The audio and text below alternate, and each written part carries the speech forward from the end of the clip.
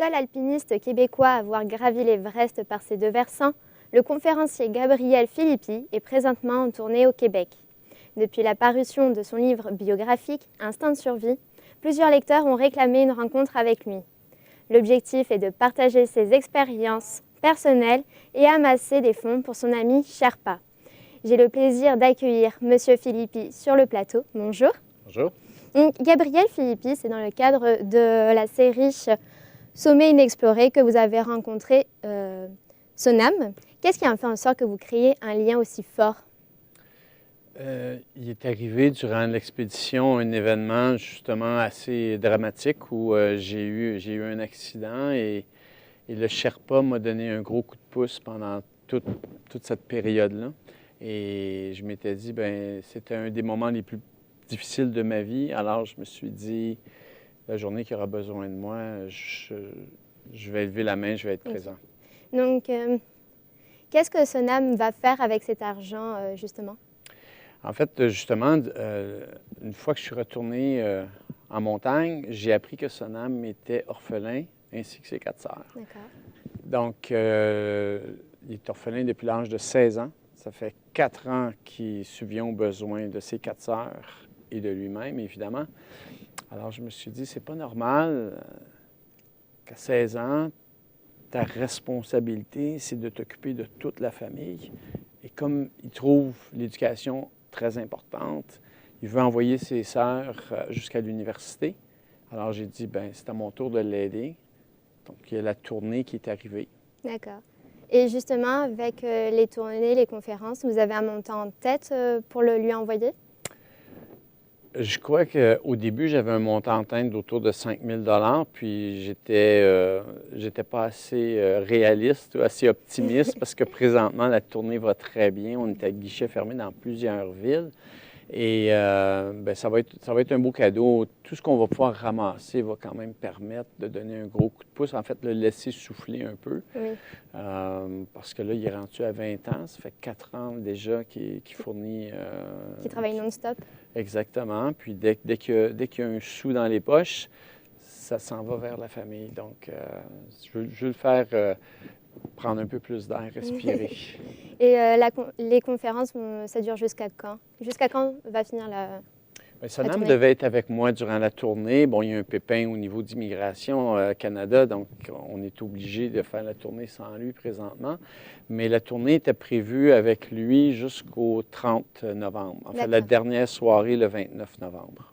Et justement, parlant de votre titre, Instinct de survie, c'est vraiment accrocheur. Pourquoi ce titre-là? Bien, lorsqu'on lit le livre, on s'aperçoit que, un peu comme certains lecteurs, lectrices m'ont dit, je suis en train de lire un chapitre, puis je suis certain que tu vas mourir. Donc, dans plusieurs occasions, il est arrivé des événements où je suis passé près de la mort avec les événements qui se sont passés. Donc, il y a un instinct de survie que j'avais sûrement quelque part qui a fait que je me suis sorti de situations où certains y ont laissé leur peau. Et vous pouvez nous raconter un de ces moments où vous avez pu frôler la mort? Bien, je vous dirais, lorsque j'étais au camp de base de l'Everest en 2015, il y a eu un immense tremblement de terre, 7,8 à l'échelle de Richter. Et à ce moment-là, le tremblement de terre qui était très violent, j'ai dû sortir de ma tente puis essayer de me trouver un endroit pour me cacher, pour me protéger. Et pendant tout cet épisode-là, bien, le tremblement de terre était tellement important, comme on est entouré de montagnes autour de l'Everest, tout s'est mis à s'écrouler.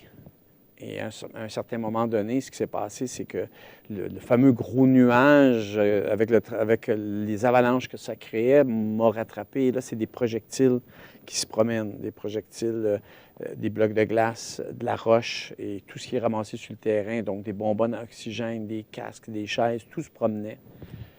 Et j'ai réussi à aller me cacher en arrière d'une roche à ce moment-là, ce qui m'a sauvé la vie. Mais certains sont décédés. On a perdu 18 personnes cette journée-là, 72 blessés graves.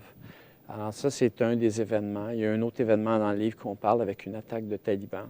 Mais juste, Justement, l'Everest, c'est des situations qui font peur. Qu'est-ce qui fait que vous continuez à faire de l'alpinisme? Bien, vous savez, j'ai déjà justement en entrevue un journaliste qui m'a dit tu joues avec la mort de façon incroyable, d'année en année, tu joues avec la mort.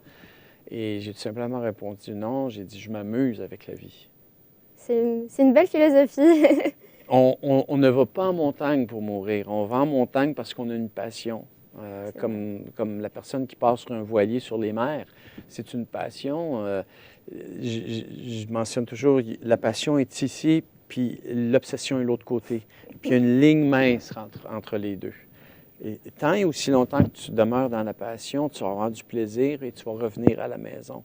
La journée où tu traverses du côté de l'obsession, tu ne reviendras pas à la maison. Et justement, en parlant de maison, comment réagit votre famille face à des expériences comme celle-ci? La fameuse Ça question. doit être traumatisant. La fameuse question. Bien, ma conjointe a toujours mentionné que c'est quelque chose de très égoïste, ce qu'on fait. Tu ne penses pas aux gens qui risquent de rester seuls le restant de leur jour parce que si tu décèdes, c'est la montagne. Donc, il y a une grosse crainte par rapport à... C'est un monde inconnu pour la famille.